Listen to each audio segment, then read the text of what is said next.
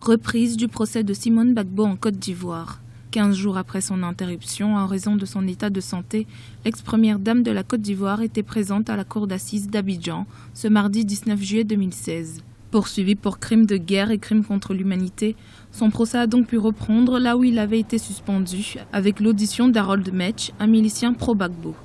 Il y a 15 jours, ce dernier accusait Simone Gbagbo d'être impliquée dans la répression qui a eu lieu durant la crise post-électorale de 2010 à 2011. Elle aurait financé le groupement des Patriotes pour la paix, la milice chargée de cette répression. Cependant, lors de cette deuxième comparution, le témoin aurait émis des propos contradictoires à ceux de sa première comparution le 22 juin dernier. M. Metsch a systématiquement des déclarations contradictoires.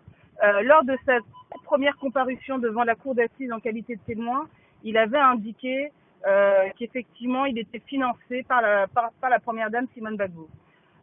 Ensuite, lors du contre-interrogatoire, quant à la question qui était de savoir si il avait rencontré déjà Madame Simone Gbagbo, il nous a répondu que non. À la question de savoir si Madame Simone Gbagbo lui avait remis de l'argent à lui personnellement ou à ses proches, il a répondu que non. Donc dès lors, vous voyez bien qu'il y a une contradiction entre le fait d'accuser Madame Simone Gbagbo de financer son groupement et le fait de dire qu'il n'a jamais rencontré Simone Gbagbo, que Simone Gbagbo ne lui a jamais remis des fonds. Pour la défense de Madame Gbagbo, M. Metsch ne serait pas un témoin fiable.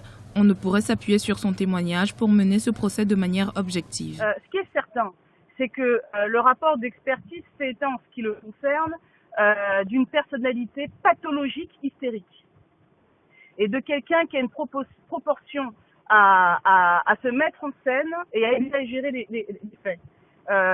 Et qui est prêt à jouer les acteurs dans le but d'attirer l'attention. C'est pas moi qui le dis, c'est le psychiatre qui l'a examiné qui le dit. Pour l'heure, le juge a ordonné la poursuite de l'audience, malgré les objections des avocats de l'ancienne première dame qui ont soutenu l'idée que le témoin Harold Metsch soit soumis à une nouvelle analyse psychiatrique.